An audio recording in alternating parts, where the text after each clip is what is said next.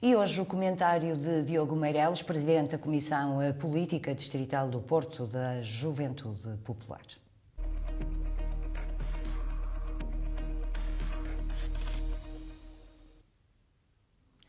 Alguns temas então para abordar. O estudo recentemente publicado que conclui que o Porto é o maior centro de startups do país.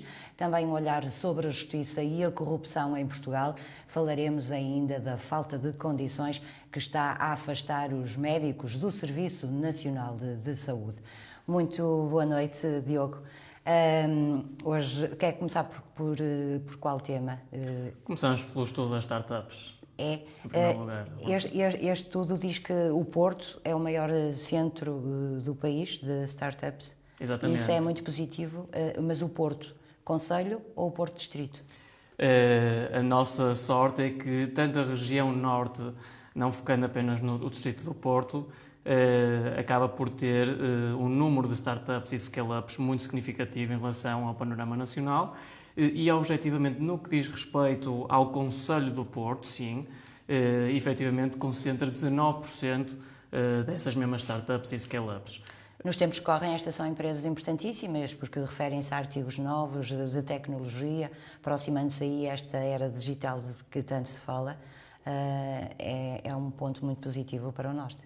Sim, significa que nós temos próximo da nossa atividade, das nossas casas aqui nesta região, empresas na vanguarda e empresas que conseguem vingar no mercado. Portanto, são produtos novos, são novas tecnologias e é uma oferta que o mercado procura e daí essas empresas terem sucesso não só no mercado nacional, mas também no mercado internacional.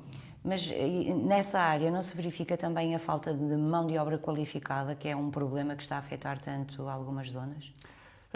Isso é um efeito que é contrariado pelas excelentes universidades que nós temos no nosso país, mais concretamente no que diz respeito às engenharias informáticas, aos sistemas de informação, ao design, web design.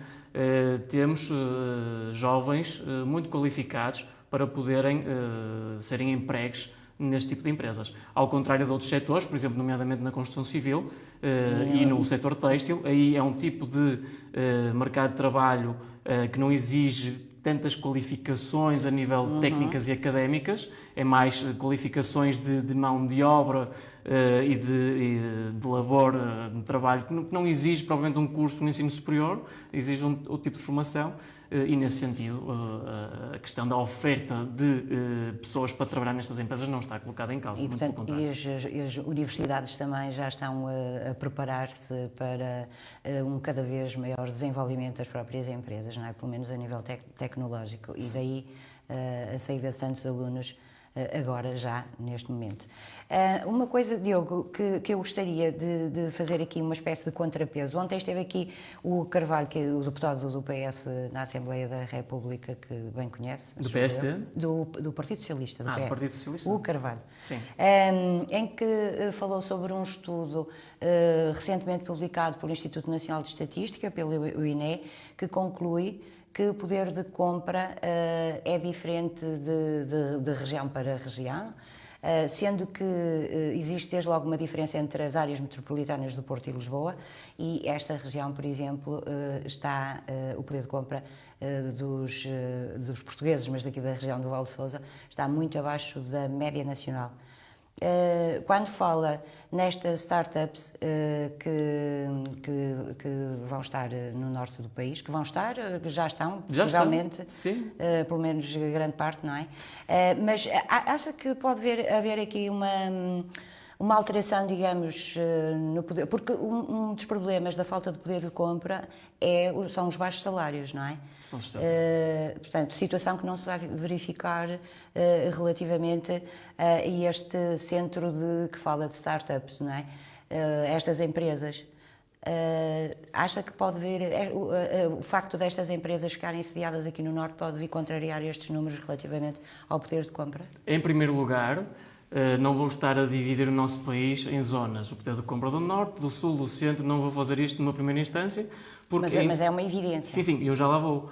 Porque, em primeiro lugar, importa perceber que o poder de compra no nosso país, nos últimos anos, tem vindo a diminuir. Portanto, é algo generalizado no nosso país e isso deve-se aos sucessivos governos do Partido Socialista que nos têm colocado nesta posição. Portanto, sabendo que governados pela esquerda é esse o resultado que nós temos. Agora sim, podemos analisar individualmente região a região. Efetivamente, a região norte tem um poder de compra inferior a Lisboa e, devido ao facto de nós termos este tipo de empresas que já estão a vingar, ainda recentemente, esta semana, soubemos que uma empresa que não está propriamente sediada no Porto, porque a sede fiscal está sediada em Delaware, nos Estados Unidos, mas que a sede, enfim, onde tem os recursos humanos, o próprio CEO e fundador, é no Porto. Essa empresa foi classificada como um unicórnio, portanto, uma daquelas empresas com uma classificação, com uma avaliação de 1.000 milhões de euros, e isso verificou-se e é muito importante. E não só essa empresa vai vingar, como também há um estudo que diz que a cidade do Porto vai ser uma das 13 metrópoles que serão um berço de 132 empresas unicórnio. Portanto, Portugal para já tem 5 e nós podemos ter potencial no futuro, temos mais empresas com esse tipo de avaliação. E não só as empresas terão esse tipo de avaliação, como os próprios trabalhadores, como disse há pouco, terão salários acima da média, porque estas empresas oferecem precisamente isso. Não oferecem salários mínimos, muitas das vezes, oferecem salários superiores à média nacional. Daí a minha pergunta, o facto de estar aqui localizado este centro de startups do país, poder vir a contrariar, digamos que aqui, o poder de compra da população do Norte. Já percebi que sim, que pode vir, não é? Sim, Daquilo pode, com certeza. E agora, Diogo, vamos fazer uma pequena e breve abordagem à atual situação da Justiça. A Justiça já é usual, não é? Está mal e os portugueses não confiam? Os portugueses não confiam.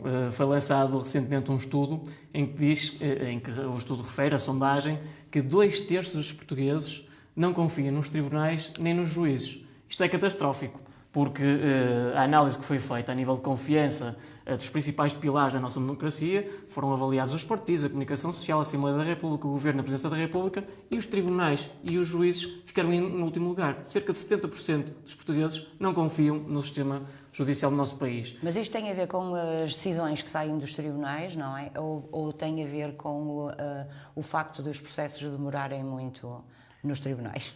São vários fatores. São várias coisas. Por um lado, há falta de recursos para o próprio sistema de justiça poder funcionar.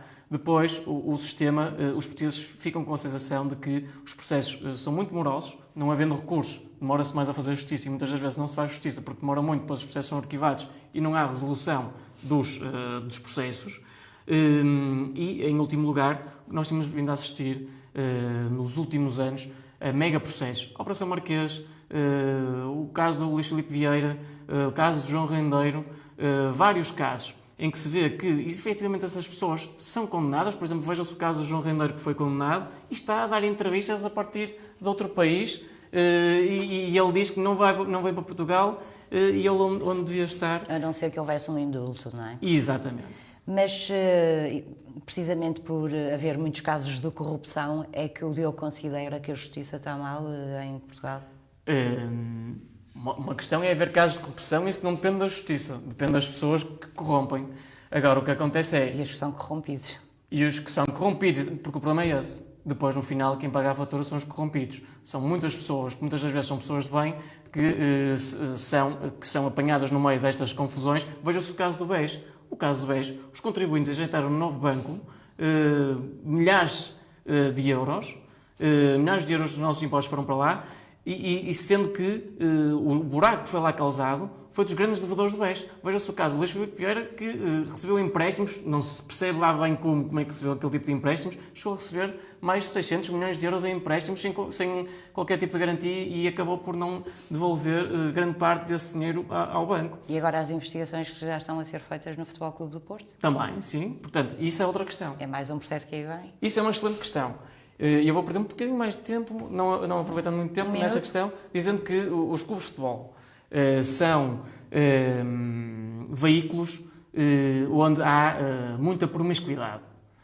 Podemos falar no caso do Benfica e o Luís Filipe Vieira, que já foi aqui debatido recentemente, as buscas ao Futebol Clube do Porto. Mas há muitos clubes, o Wolverhampton é um esquema de lavagem de dinheiro. Portanto, há muitos clubes não só a nível nacional, mas a nível internacional, que são lavandarias de dinheiro sujo. E os portugueses e as pessoas acabam por falar das transferências dos jogadores, transferências milionárias, e é dinheiro que não se percebe bem como é que há quantias tão avultadas. Vejam-se o caso da transferência do João Félix, 120 milhões para um jogador, é muito dinheiro, e as pessoas falam disso e não se percebem de onde é que o dinheiro vem. Certamente não vem de proveniências mais dignas. Isso é um grave problema.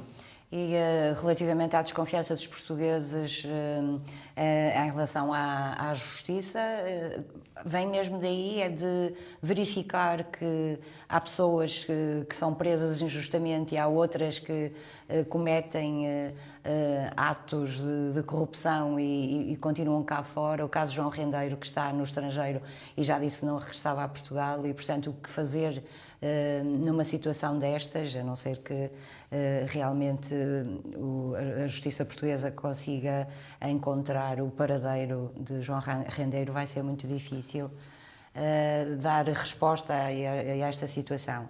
É por isso que os portugueses têm desconfiança.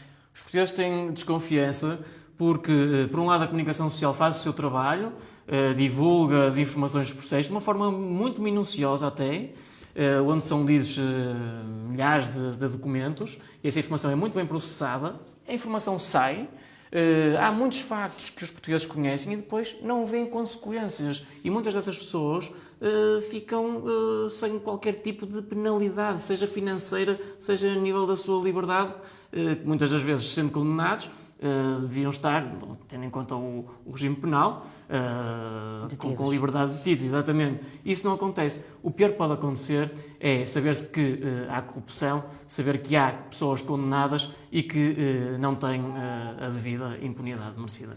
Este tema dava para conversarmos durante muito tempo, mas já estamos também quase no final deste jornal. Ainda uma abordagem à falta de condições que está a afastar os médicos do Sistema Nacional de Saúde. Já há alguns casos. Teme, Diogo, que esta situação se venha a repetir por alguns hospitais do nosso país? Sim, vejamos que no início desta semana, na segunda-feira, 10 chefes da equipa de cirurgia de urgência do Hospital Santa Maria, que é um hospital de referência, é o maior hospital do país, que se demitiram por falta de condições. E as faltas de condições são falta de recursos humanos, pagamento de horas extraordinárias que não são concretizadas, os profissionais de saúde estão exaustos. Isto leva-nos a pensar o seguinte: se por um lado temos o nosso país é um caso de estudo. Os serviços públicos que deviam funcionar não estão a funcionar. A justiça, que nós falamos há pouco, tem imensos problemas. O Serviço Nacional de Saúde, que tem até uma reputação boa na população, vemos que os profissionais de saúde querem sair do SNS. Isso é um grave problema, porque devia-se investir. Quando se fala muito, as esquerdas falam muito em investir no Serviço Nacional de Saúde, mas quando governam, isso nada acontece. E, mais uma vez, quem acaba por pagar são os utentes. Os utentes é que não conseguem ter consultas, cirurgias a tempo. Eu posso dar, por exemplo, o meu caso. Eu recentemente tive de recorrer ao meu médico de família e não consegui falar com o meu médico de família. Aliás, o que chegou a acontecer foi uma troca de e-mails com um médico de família e eu não pude ter uma consulta. Ou por telefone, não é? Algumas pessoas que é por telefone. Nem por telefone consegui falar. E teria de fazer alguns exames que acabei por não ter resposta do médico de família para fazer esses mesmos exames.